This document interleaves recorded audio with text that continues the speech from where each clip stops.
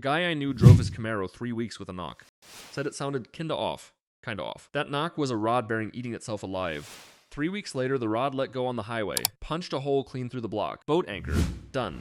Here's the thing. That engine warned him.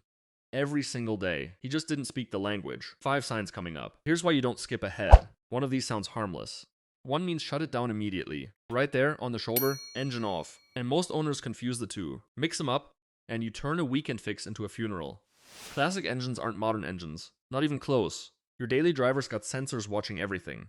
A computer babysitting every spark. Something breaks, the check engine light pops on and tells you. Old iron? Nothing. No light. No beep? No code to read. That right there is the whole problem. These motors were built decades ago. They've got 50 years of wear baked in, and most of them are drinking ethanol fuel they were never built to touch. So when one grenades, you're not ordering a long block off Amazon. You're hunting junkyards and praying. These are the classic car problems that turn a runner into a parts car. These cars can't talk, but they tell you. You just have to listen. This is the gauge most classic owners ignore until it's too late. Sign 1, low oil pressure, and the knock that follows. That gauge on your dash, the real one with the needle, not the idiot light, it's telling you something every second you drive. You ever actually watch it? Most guys don't, and here's why it matters. By the time a dummy light glows red, you're already cooked. That light means the oil's basically gone. The damage started thousands of revolutions ago. Low oil pressure symptoms in old iron start subtle, reads fine cold, then sags once it's warm. A needle that used to sit high and now droops at idle. When did you last glance at that needle on a long drive? If the answer's never, you're flying blind. If your car does this, don't ignore it. Why are these engines so vulnerable? Worn bearings, a lot of old motors ran soft babbitt that wears loose. Tired oil pumps that can't build pressure. Galleries packed with sludge from years of the wrong oil. Starve those bearings and they spin. Then they knock. Now the sounds. There's 2, and you gotta tell them apart. A lifter tick is light, tappity. Up top in the valve train. Might be survivable, guys run them a long time. But don't just file it under fine. A tick can mean oil's not getting up top, a lifter's collapsing, the valve train's worn. It still earns a real look. Pull the cover. Find out why it's ticking. Rod knock is a different animal. Deep, rhythmic. Down low in the block. And here's the tell, it speeds up as the RPM climbs. Rev it, the knock quickens. That's a rod bearing hammering a crank journal it no longer fits. You hear that deep knock that tracks your right foot? That's the one. Don't limp it home, don't baby it to the shop. Shut it down, right there.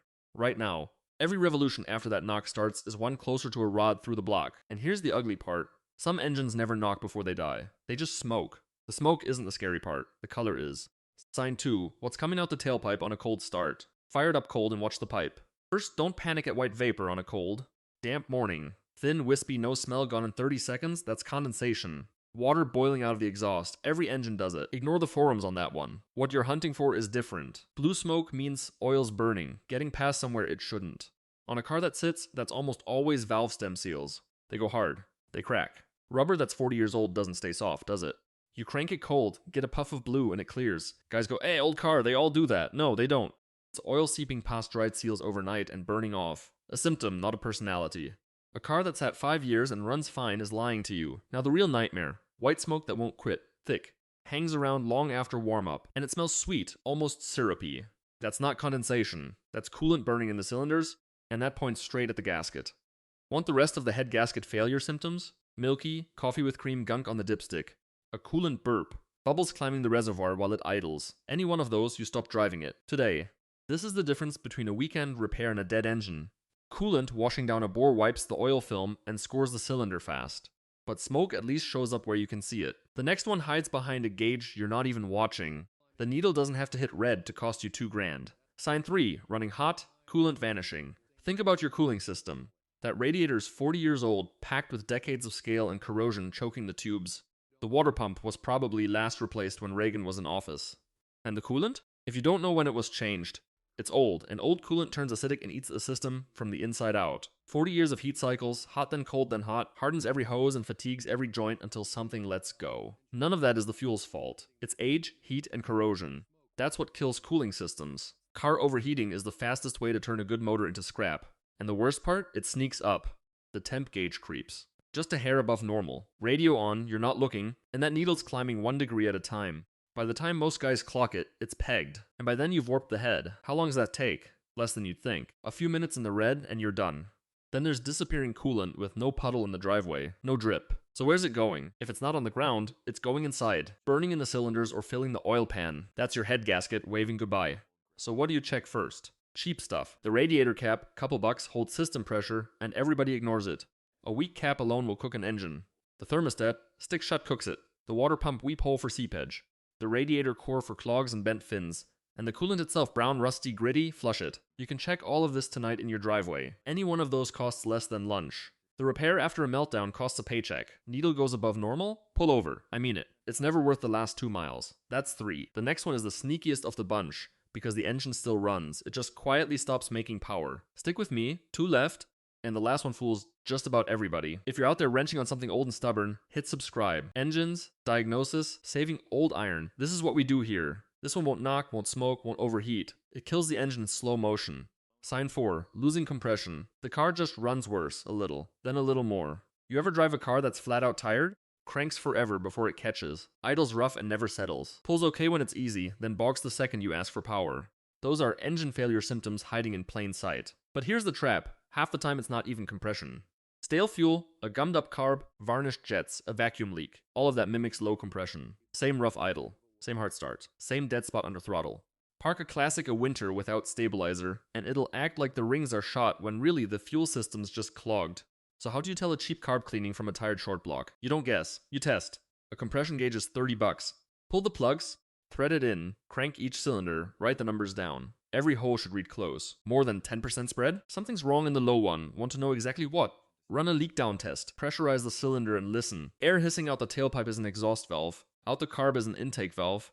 Out the oil filler or the next plug hole is rings or a blown gasket. That's how you separate a bad valve from worn rings without ever pulling the head. This is where sellers hide problems. A car can idle sweet in a driveway and still have a dead cylinder. Numbers don't lie. The seller might. Do this before you buy any classic, and every couple years on one you own.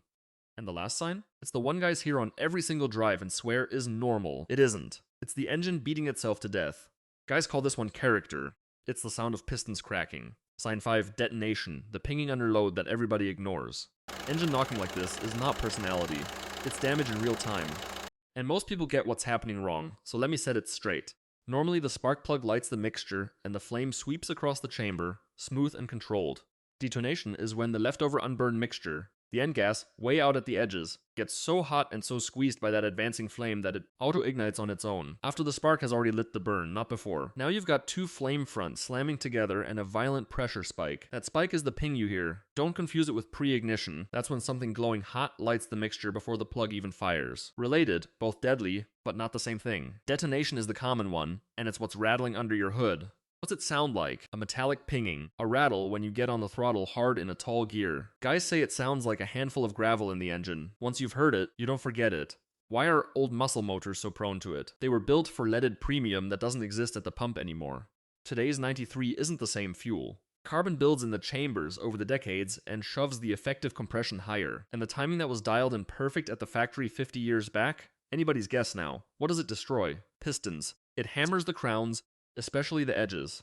Let it run long enough and it punches a hole clean through a piston top. You ever seen a piston with a hole melted through it? That's this. If your car pings under load, don't ignore it. Pull a little timing out. Run the highest octane you can buy. Add a booster if you're driving it hard. Still pinging? Now it's carbon packed in the chambers or a timing chain stretched and slopping around. That noise is a countdown. Here's the thing about all 5. They're not death sentences. They're warnings. Everyone gives you a window. A knock? A puff of smoke, a creeping needle, a soft cylinder, a rattle under load. Catch it in that window and you're doing a repair. A weekend, some parts, some skinned knuckles. Miss it and you're doing a eulogy. Standing over a boat anchor that used to run. And these machines are worth saving. Not for what they'll fetch at auction. Because somebody built them to last. And they've still got miles left if you'll just listen. So if one of these rang a bell, that little mine kinda does that, go check it tonight. These engines don't owe you a thing. You owe them. Next time, I'll show you the 20-minute compression test that can save you from buying a dead engine. Bring a beer.